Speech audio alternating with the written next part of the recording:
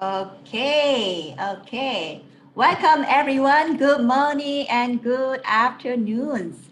Thanks for joining on time, just perfectly 12 o'clock here in where I'm based in here, Kuala Lumpur, Malaysia.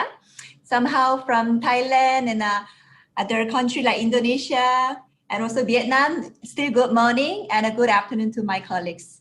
So welcome to Southeast Asia Intelligently Efficient Week. This is a read by GE Healthcare. I'm the Cindy Kim, the Regional Customer Medication Leader in GE Healthcare. I will be your grateful MC to go through with you the webinar. Today's about the 1 hour journey. From the recent RSNA 2020, we've been sharing quite a lot of topics and networking and learning together with all the globe's customers and patients. Unfortunately, because of COVID situations, everything was virtually, but it was very much interactive and a more exciting momentum together. Such kind of virtual conferencing, interactive live demonstration, a webinar on clinical and technical topics. I know some of you may lose it and haven't chance gone through all the RSNA. That's where we are coming from, the encore event, because we are hearing a lot of response and requests. They want to know more, extend the information and update and so on. So this is the series of webinar. Don't worry, not only today. From starting today until next week, we will have every day 1 hour session by all the hot topics and issue in healthcare imaging. So it's a good start with us today and coming up to this series kind of the webinar together. I can see a few, we are already like reaching 40 of us in this chat room. While we are still waiting for other colleagues, feel free to explore the other buttons on your Zoom box. There will be the chat and also Q&A box. You can freely typing in and giving us the comments and inputs, how you feel and what is some new idea that you want to address too. And also question back to the speaker. And I have a very special VIP guest speaker who are super expert in ultrasound, can address you any concern and a question back to you. So before any further ado, let me have some simple polling to understand where you are coming from or where you are dialing from. So this is a simple polling. You can click the country they are dialing in. I can see the response already. Good. About 35% so far fully participated. I will wait until 90% being voted, then unveiling the result. Good numbers to come out. And a few as well in others. Apologize, I couldn't name the country because so many countries in ASEAN, possibly India or Japan. Welcome, welcome. Wonderful. I'm reaching about 65% now. Malaysia, wow, surprisingly heating up to here now. So while we are waiting for the polling, this is something very much interactive as much possible. So what I can do, try to get some heads up if you have any question or the polls to presentation also will be great. And also I will try to answerable or questionable back to the Lou as any specific topics from that his main speech.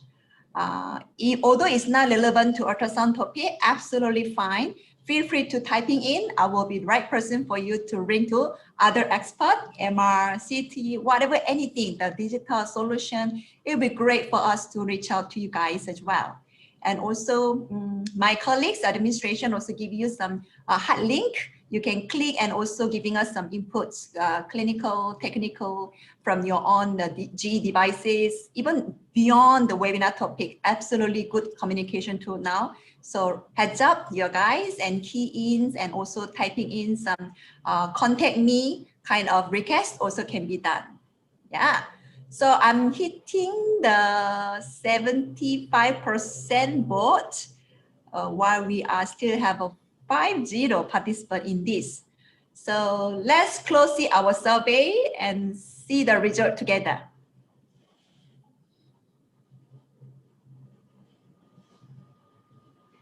Okay, so obviously Malaysia, the most country, 16 of us, you are from Malaysia, as I am. Okay, I should ask you which city are you based in somehow. Myself in KL, if you have a chance to come down to KL, reach out to me. And Myanmar, wow, this is a surprise number. 14 of you, welcome, welcome. I know have some some horrible news from the yesterday. Hopefully all the peace of nation can be reserved. Thanks for joining, although this uncircumstanced situation. Thank you so much. And Singapore, Philippines, Thailand, pretty much well covered. All right, so I will close the survey. So at least I know some comfortable, most of the major you are ASEAN culture where I belong. This is great.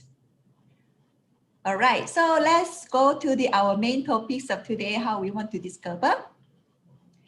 So we will be presenting intelligent admission with ultrasound and RSNA, enabling fast, clinically effective, and coordinated care, presented by Mr. Lu, our regional clinical education leader, general imaging ultrasound in GE Healthcare.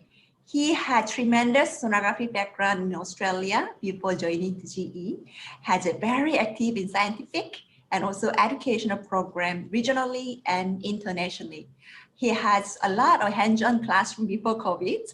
Somehow most of the selections like now, virtually webinars and conventionals and a lot of clinical talk, yet he is more specialized in liver, non-invasive peripheral vascular, neuro, and MSK.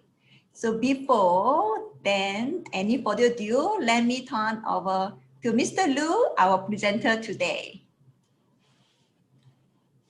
Hi, everyone. Good morning. You can see me and you can hear me okay? Yes. So welcome everyone to the Intelligently Efficient series. As Cindy said, we've got a full week of different modalities. I'm going to walk you through some of the messaging from RSNA and incorporate that to our ASEAN group. So firstly, what are the key trends in ultrasound? And some of these trends are happening faster and slower depending on your department. The key trends are patients are getting more difficult to scan, but we have an expectation to have good resolution. We're characterizing tissue stiffness. In workflow, we're looking at automation and integration of decision-making and measurements. We're looking at precision medicine, portability, and future readiness in the digital world. So I'm going to walk you through some of the concepts with each of these key trends. But the underlying link between all of these is that we're living in a digital world now, whether we like it or not. Everything is captured by big data and the information age. So it really is becoming the Internet of Things. Devices are making more decisions for us in a more efficient way, but it also has to be in a more meaningful way. At the end of the day, clinicians need to spend less time on administrative work and more time on patient care and meaningful patient decisions. That's where the Edison ecosystem in the GE brand lies. With ultrasound, there's significant breakthroughs all the time with imaging, with 3D, with fusion. So it really has to link to the hardware and the software. GE is providing a link between hardware of devices and the software that clinicians need to make meaningful decisions. And that's what our company has to evolve into. So let's look at one of the first key trends, tissue characterization. Not so long ago, ultrasound was just beam mode and color, but that's changed quite rapidly. Now we can look at UGAP and shear wave elastography. With the power of C-sound image formats, this is allowing us to capture more homogeneous imaging. And shear wave is allowing us to look at the tissue stiffness. So the first big leap was looking at liver stiffness and staging of fibrosis. So that has made liver care more efficient because we're reducing the unnecessary biopsies and we're able to look at the range of disease in fibrosis. Expanding from that, shearwave is now available on some linear probes. So this allows shearwave on breast and thyroid, MSK, and also with the transvaginal and urology probe. So really, tissue characterization is expanding from the liver and will continue to in the near future. Another method of tissue characterization is UGAP. Not only can we look at liver fibrosis, but we can look at liver steatosis. UGAP allows us to do that by looking at the attenuation of the liver and telling us if this liver is fatty and the severity of that steatosis. So in the spectrum of tissue characterization, shearwave can look at fibrosis, and UGAP can look at fatty infiltration and steatohepatitis. So it's not always such a linear spectrum in this slide, and many patients have a combination of both. The next key trend is automation. Automation is happening everywhere. And in the ultrasound world in particular, automation is critical for fast decision-making, especially in emergency. Shock is a great example where ultrasound is making a significant difference with automation. It's allowing faster decisions, simplified ultrasound. And with the Venue Shock Toolkit, it's allowing frontline workers to make fast decisions. Fast decisions by enhanced features such as automatic BTI, automatic IBC measurements, and B-lines. So these three automated measurements allow for time-critical situations to be evaluated quickly. Another key trend is intelligently efficient workflow, and in particular, Doppler and hemodynamics, which is obviously one of the strengths of the ultrasound modality. We all know about color and power Doppler, but now we're looking at much more smaller structures, and microvascular imaging is allowing us to do that. We can look at the joints of the wrist and finger. We can look at the perfusion of a renal transplant much more acutely, the perfusion of the testes and small lesions. So microvascular imaging is seeing smaller, slow flow clearly.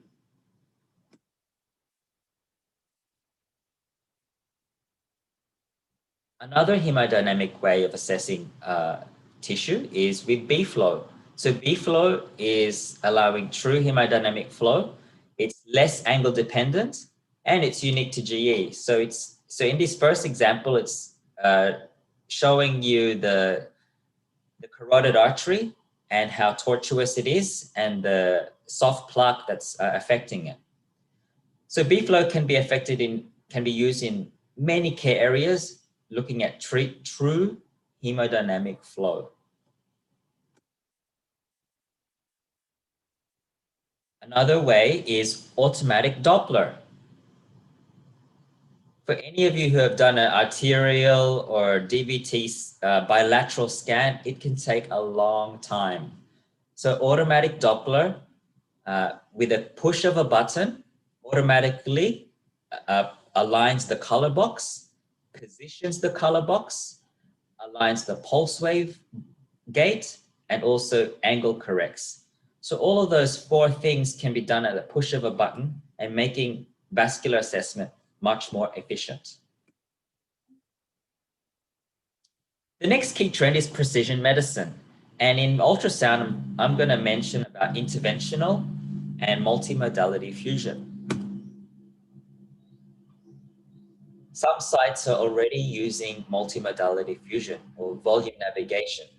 So this is allowing for precision care, such as ablation, biopsy, and assessment of difficult lesions. How is this efficient? It's because the probes now have embedded sensors.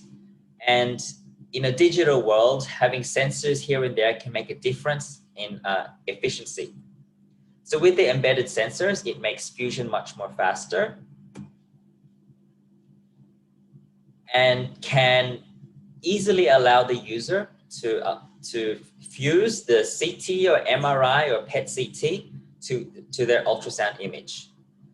Another sensor possible is the active tracker. So if they are scanned on the CT or MRI with the active tracker, this allows for faster fusion and again, more efficient interventional cases. So for those hybrid rooms where you have a CT, ultrasound, and you're switching between modalities, sensors inside the probe allow for much more accurate patient care and intervention. Another key trend is automation, but also where do software and applications can make a difference. Obviously, healthcare practitioners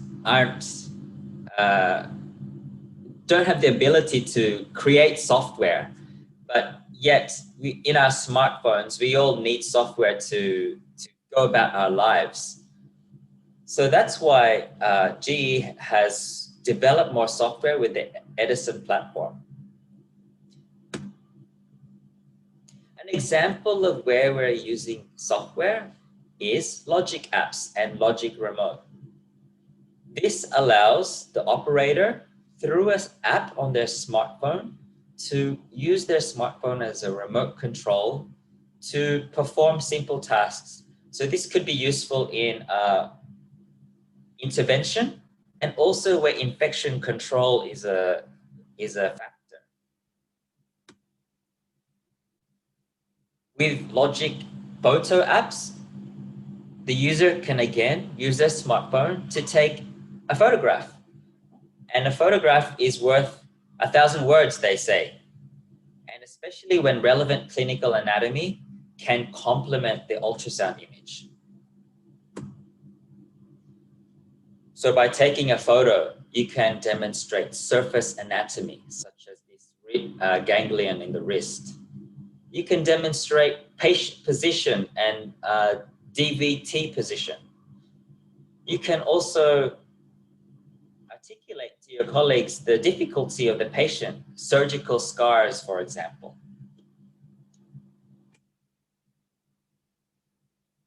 Now let's look at women's health because ultrasound plays a big role in women's health. So let's look at some key trends in how ultrasound is becoming more efficient. The Bolison brand is very popular, and especially in the OB/GYN world. Sonolist is a new form of software. It's a new algorithm that is a virtual onboard ultrasound expert. It actually can recognize through pattern recognition the anatomy, and it automatically puts the annotations for you. So it's the software is developing really quickly, actually. So pattern recognition in ultrasound is already here. It just has to be applied in a meaningful way. So Sonolist is a nice new method to make obstetric scanning much more efficient. Let me play a quick video for you. This is about AI in breast care.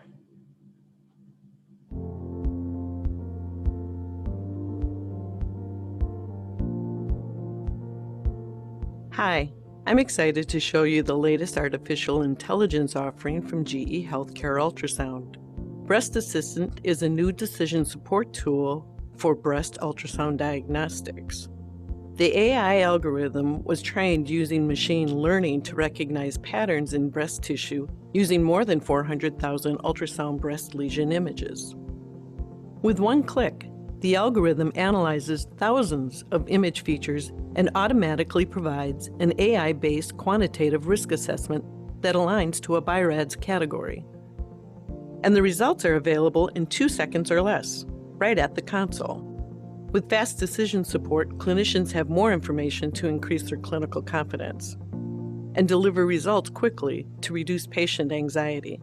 Breast Assistant is part of GE's A2A digital platform, helping to advance ultrasound for tomorrow and beyond. So I'll just pause there. Kiosk is another example of where software is making a difference in breast care. It's already approved in some countries and will be rolled out in ASEAN in the coming year. So it's a decision support tool to help clinicians supplement their decision on lesions based on BI-RADS criteria. So this is an exciting new development. So keep an eye out for Kiosk.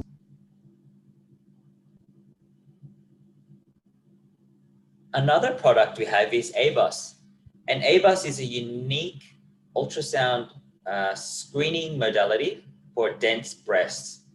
So this is a 15 centimeter matrix probe with a patented reverse curve shape. So this allows for sweeps of the breast.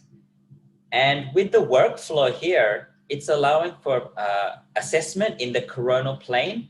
And that's quite unique because the coronal plane is allowing the breast physician to see lesions in a way that they haven't seen before. And now the next trend is AI and a digital snapshot. So what does A2A digital platform mean? A2A is awareness to assistance. And with the Edison platform, awareness to assistance is applied in 3 pillars in ultrasound. The 3 pillars are apps assistant, analytics assistant, and anatomical assistant. And some of the key trends and the innovations I've already mentioned are linked to these 3 pillars. The applications assistant allows for the digital world and the ultrasound system to be of meaningful benefit and assist the user in new clinical or workflow improvements, such as logic apps.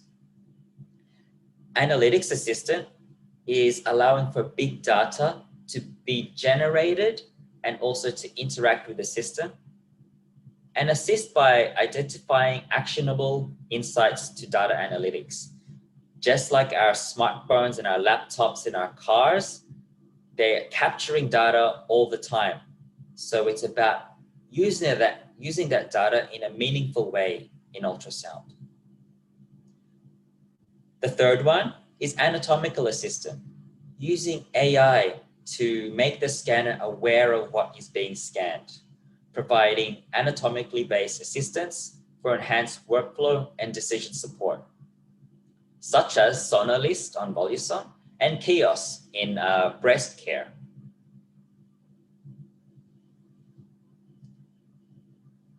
So the phones is a great example of how technology changes rather rapidly, but also integrates how we live our lives. So not only is it a telephone now, it's becoming a digital device, but not just a device that makes phone calls anymore. Smartphones can help us get around, can take photographs, can help with work and productivity. We can listen to our favorite music, and it can get us from A to B, all in the one integrated device. And all of this is possible through hardware and, more importantly, software that is applicable and easy to use.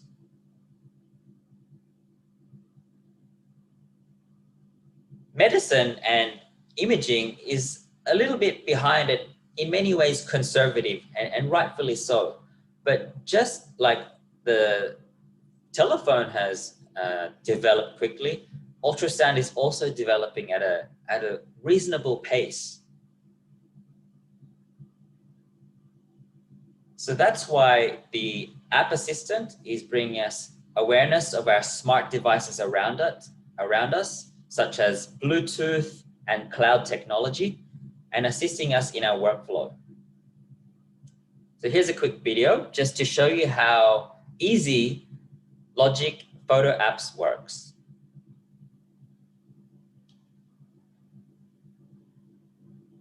The device is paired to the ultrasound system by Bluetooth.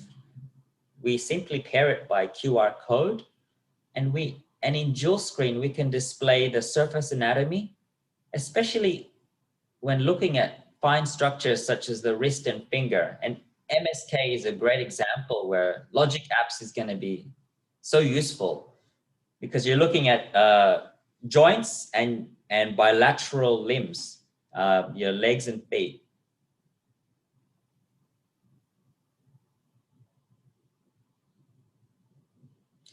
Analytics Assistant, as I said, it's using big data.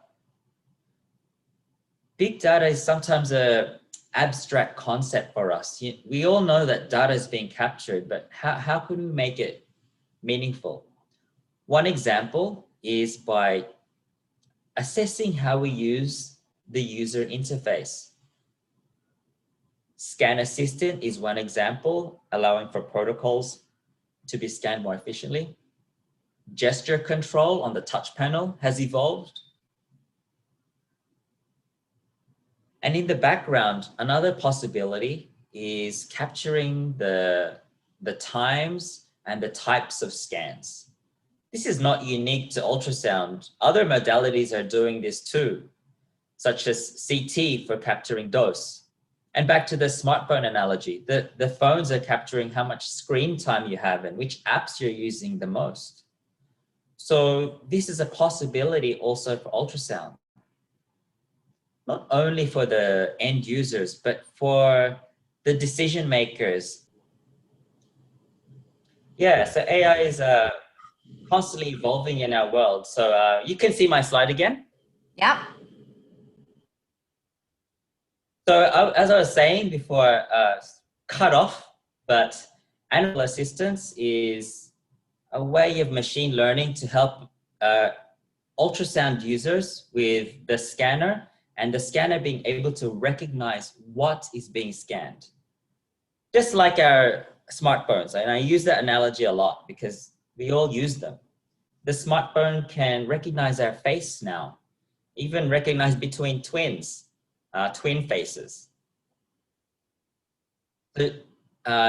Already an example has been explained with Sonolist, but that's just the beginning. What about recognizing other care areas? Just like a surgical assistant is knowing what is happening in the operation, it can anticipate what is next. It can anticipate the workflow. It serves as another set of eyes and therefore acts as decision support. And that's what we mean by having awareness to assistance. So by using that as anatomical assistant in ultrasound, what if the scanner can anticipate what's next? What if the sonographer can get some workflow enhancement?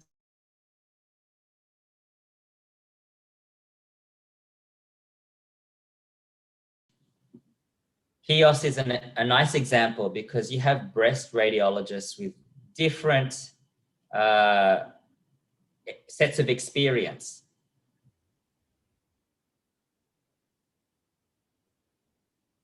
The anatomical assistant today, the three examples are Doppler assistant, which I've mentioned about efficient vascular scanning, auto lesion segmentation, and Kiosk is one example, but also recognizing the lesions and measuring them. And in obstetrics, already it's probably one of the first examples is automatic biometry measurements. This is making growth scans much more efficient and much more standardized. And as I said, the potential is moving forward, really comes down to what is meaningful and what what the vendors and the caregivers can work together to decide upon. And I think in the future, it's going to be like lesion segmentation, recognizing, risk of malignancy, and capturing standard views. So we're viewing classification and detecting lesions for decision support. As I mentioned, auto Doppler is now available on the Logic E10 series to allow for faster vascular scanning and improve scanning time significantly.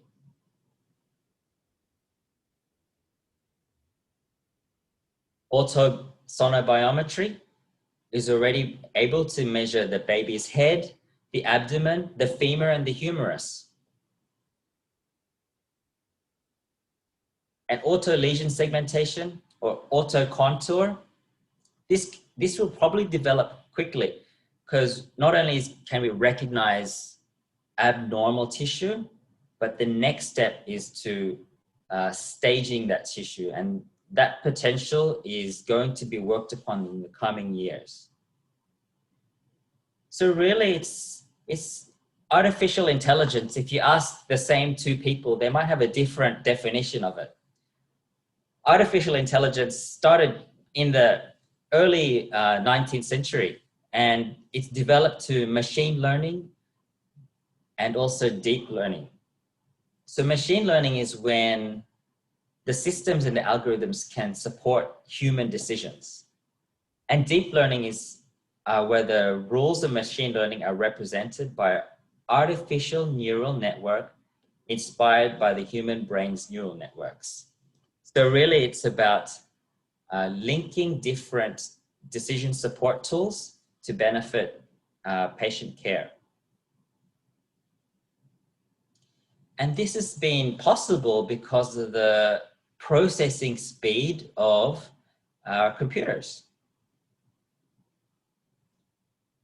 So really the takeaway message is, what if ultrasound could tell you what is being scanned?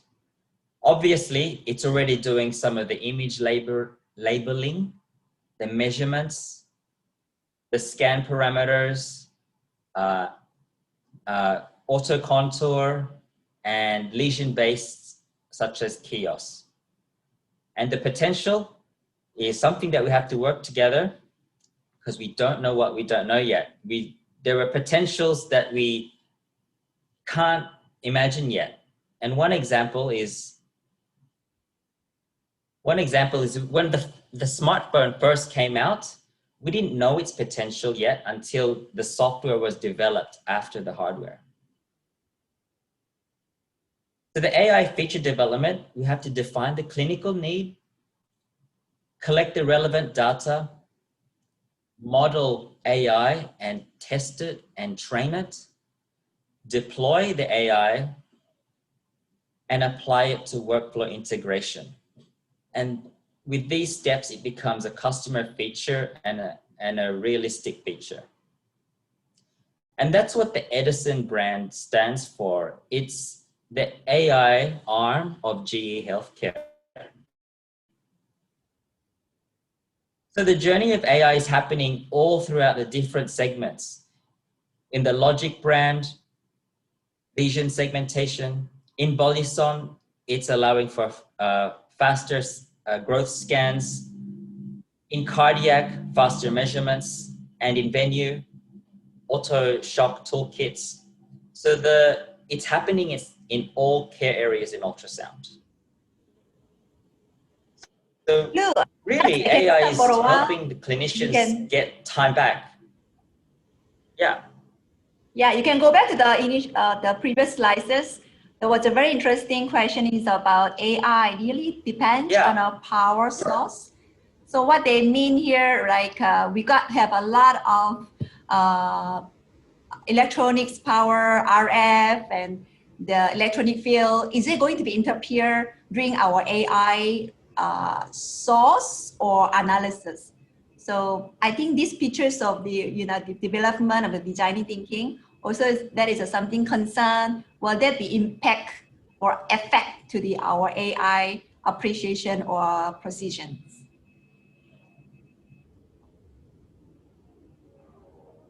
I think it's not so much the power source. I think it's about how effective the software that is written and how it's used and how it's tested. And I think in ASEAN we're quite unique because we have different countries with different healthcare systems.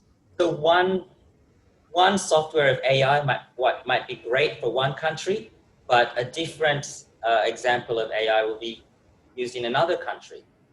So I think no one site will use all of these AI types, right? It really depends on which care areas your department is doing the most. And this slide is showing you the wide scope of not only the GE portfolio, but how AI is being deployed in the different segments.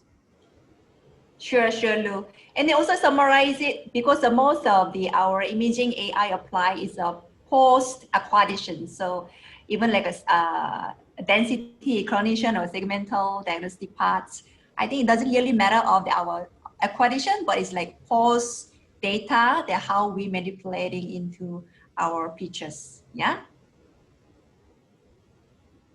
Yeah, most of them are post acquisition, but obviously the better the image quality, the better the lesion that you see, or the better view of the fetus that you get, then the more reliable the AI will become. So, obviously ultrasound is still and will be operator-dependent modality. We can't completely remove that. But these little examples are trying to make imaging more standardized, make some workflow more standardized, and in the venue, making decision making faster.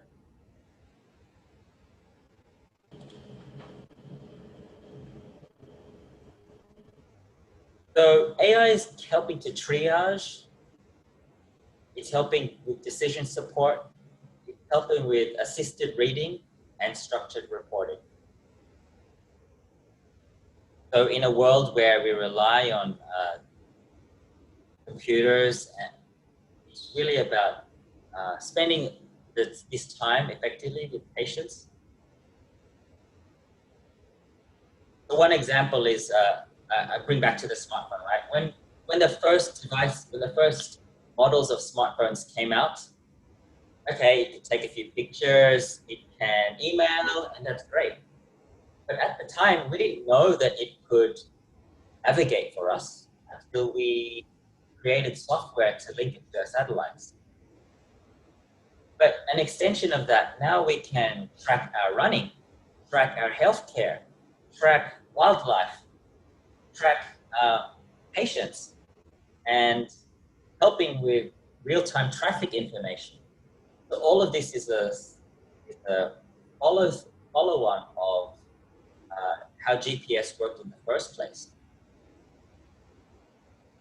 And same with cars. Gradually, each segment of the car has had improved sensors and improved deployment of these sensors. And not far away, and already in some countries, are deployment of self-driving cars. So ultrasound is also revolutionizing imaging with the probe sensors, with tissue quantification, with app support, with analytics, and with lesion segmentation and lesion assessment. So I hope that has walked you through some of the concepts with AI in the ultrasound world. Are there any questions or comments, Cindy? Sure, Lou. Right. Just now you're talking about eye center. I think one of the participants are curious about this scanning duration analysis, and also the usability of the EEG sonographers and equipments or per care area. This will be tremendously improve our efficiency, like workflow measurement and scheduling patients and so on. Where do you see the eye center can fit in for radiology department? Any comments on this? Yeah, so eye sensor is, it's not unique to ultrasound. Other modalities have something similar, like CT capturing dose. Ultrasound can capture scan time and scan type and user behavior. Some people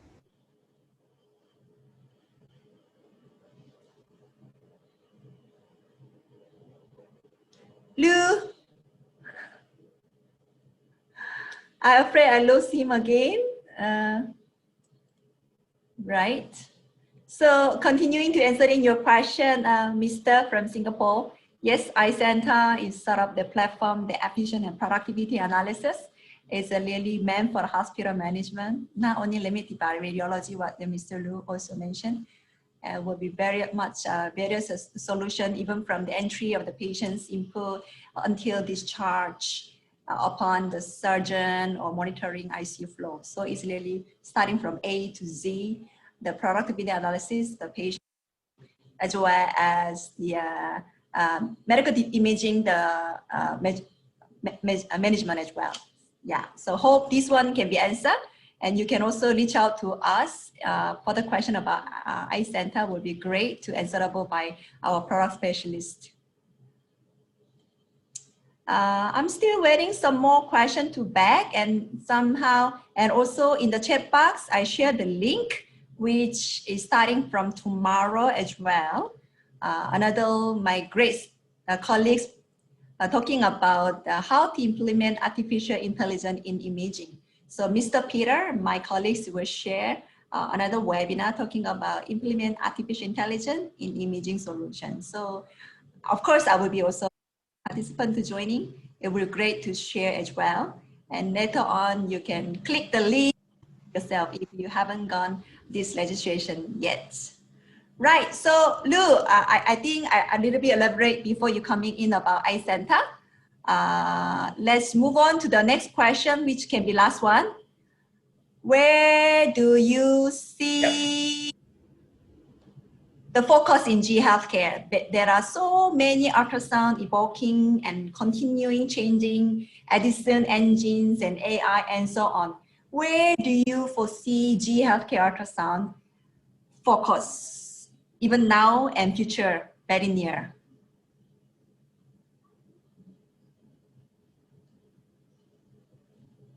I think it, especially with AI, I think it's going to be with decision support, but not overreaching the radiologist or clinician's own decisions. So that's why I say decision support. And some people, when they think of AI, they might think that the system is making decisions for me, but it's about supporting the decision of the clinician. And I'll give you an example. In breast care, an experienced radiologist will know between a cyst and a malignant lesion, but a vast majority are somewhere in the middle.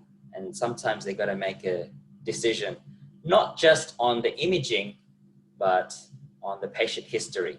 So it has to complement the user's workflow.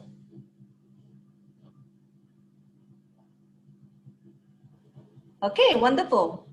Very exciting sharing about ultrasound, post-RSNA, and a lot of open ears about AI tools really happening a lot in G Healthcare.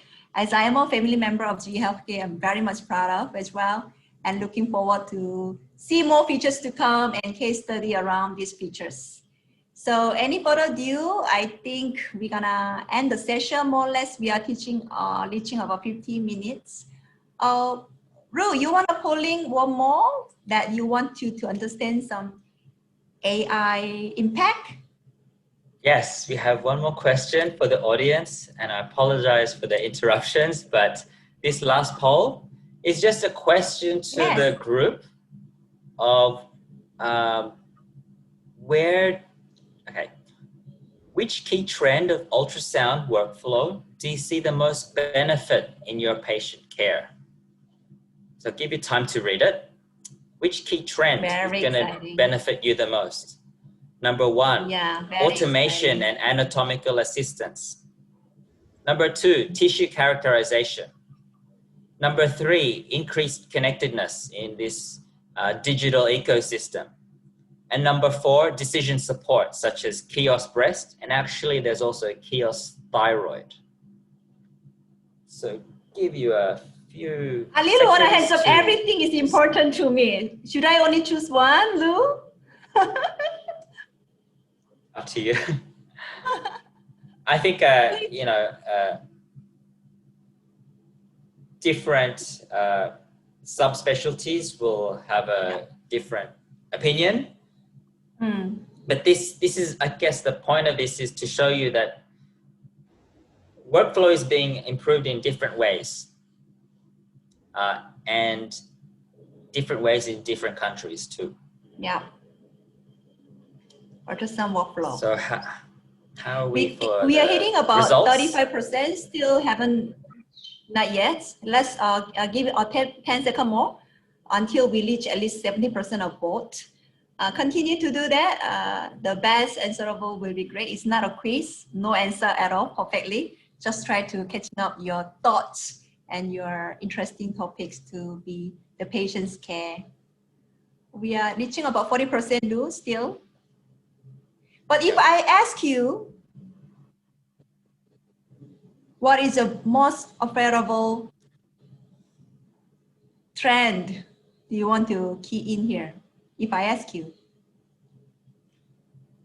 For me personally, I'm my role is looking after radiology sites, and in radiology, it's probably decision support. How it